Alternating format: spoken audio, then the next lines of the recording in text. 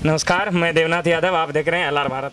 हमारे साथ हैं राजद के विधायक भाई वीरेंद्र जी, मनेर से विधायक हैं, लगातार ये क्षेत्र से जुड़े रहते हैं। हम सर से जानेंगे, चूँकि चुनावी सरगर्मी तेज़ है, तो इसमें राजद का भी क्या स्टैंड है। चूँकि एक तरफ वार भी है, दूसरी तरफ कोरोना भी है, और तीसरी तरफ जो इलेक्शन कमीशन का जो ऑर्डर आया उसमें इलेक्शन को करवाना है। तो सर चूँकि पार्टी से जुड़े हुए हैं, राजद से जुड़े हुए हैं, तो सर का क्या स्टैंड होगा, अभी क्या प्राथमिकता होनी चाहिए सर?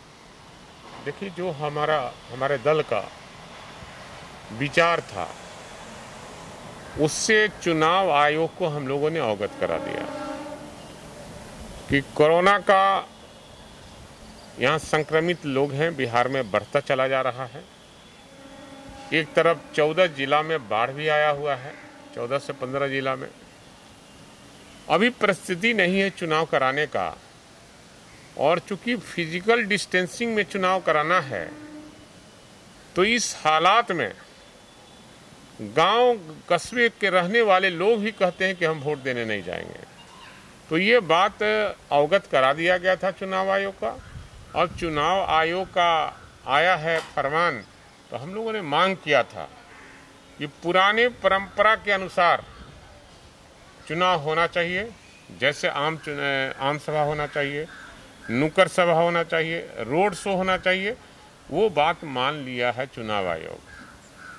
तो चुनाव का बिगुल फूकेगा लोग, हम लोग कमर कस के तैयार हैं, और हम लोग से ज़्यादा जनता इस बार सबको ये करते हुए नीतीश कुमार को धत्ता बताने के लिए तैयार है, और नीतीश कुमार को यहाँ से भगाने के लिए तैयार है। सर, आप कह रहे हैं कि कोरोना से संक्रमित लोग हैं, वहीं बिहार सरकार के स्वास्थ्य मंत्रालय की रिपोर्ट के अनुसार वो कह रहे हैं कि 87% रिकवरी रेट है।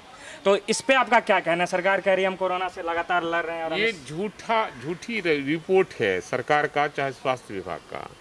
ये रोज कोरोना कहीं जांच हो नहीं रहा है, और रोज ये संख्या बल घटा रहे हैं ताकि चुनाव आयोग को भी लगे कि चुनाव वहाँ होना चाहिए।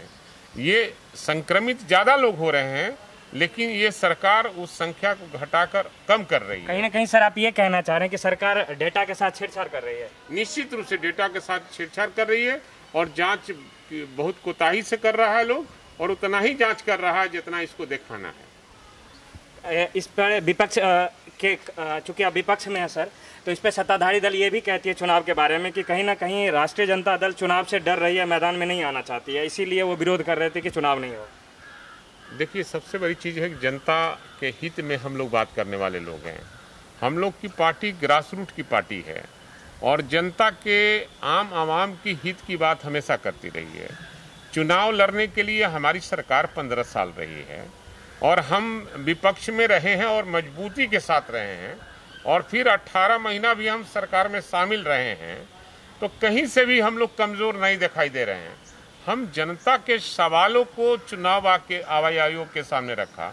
अगर चुनाव आयोग का फैसला है तो हम लोग कमर कस कर तैयार हैं, और इस बार हम लोग निश्चित रूप से नीतीश कुमार को बिहार से हटाने का काम करेंगे।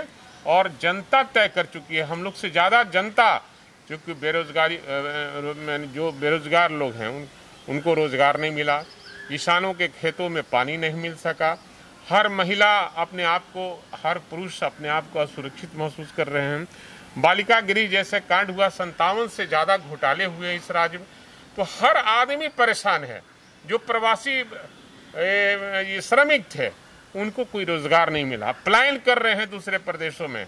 इसलिए सभी लोग, छात्र हो, नौजवान हो, सब चाहते हैं कि तेजस्वी प्रसाद यादव के नेतृत्व में बिहार में सरकार बने, और माननीय तेजस्वी प्रसाद यादव को मुख्यमंत्री के रूप में ताजपोशी हो। ये तो सर आप राष्ट्रीय जनता दल के होने के नाते बोल रहे हैं कि तेजस्वी प्रसाद यादव मुख्यमंत्री बने। क्या महागठबंधन में और अन्य दलों से चर्चा हो चुकी है, इस पर मुहर लग चुकी है? सबसे बड़ी चीज़ है कि आप लोग चौथे स्तंभ, लोकतंत्र के चौथे स्तंभ के लोग हैं।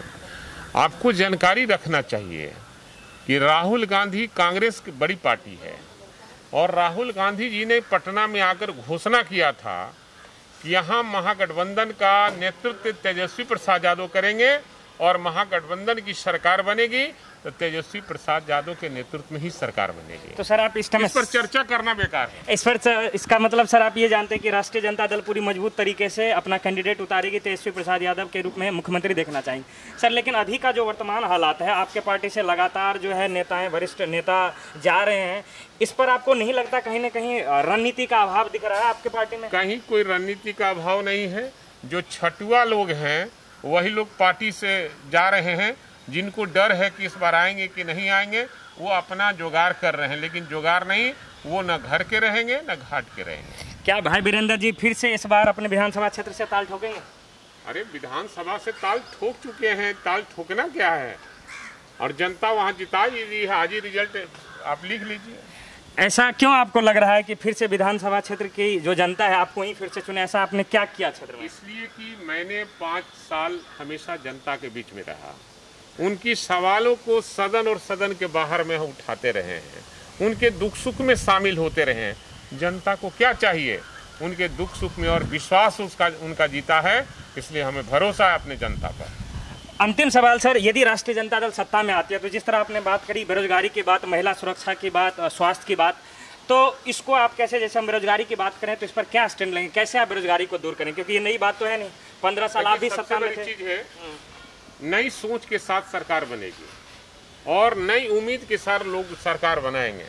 और हमारे नेता नौजवान हैं और नौजवानों के बारे में उनको भली भांति जानकारी है कि बेरोजगारों को कैसे रोजगार दिया जाए। तो क्या नौजवान होना ही ये दर्शाता है कि बेरोजगारी दूर हो जाएगी? नहीं, नौजवान उनको पता है कि कैसे कौन सा रोजगार देंगे। ऐसा थोड़ी है, अनपढ़ आदमी है, अनुभवी आदमी है, और ये 5 साल ही एमएलए रहे हैं, लेकिन उनको अनुभव 40 वर्ष का हो गया। लेकिन सर आपके पार्टी में तो और भी अनुभवी हैं, क्यों तेजस्वी जी ही क्यों?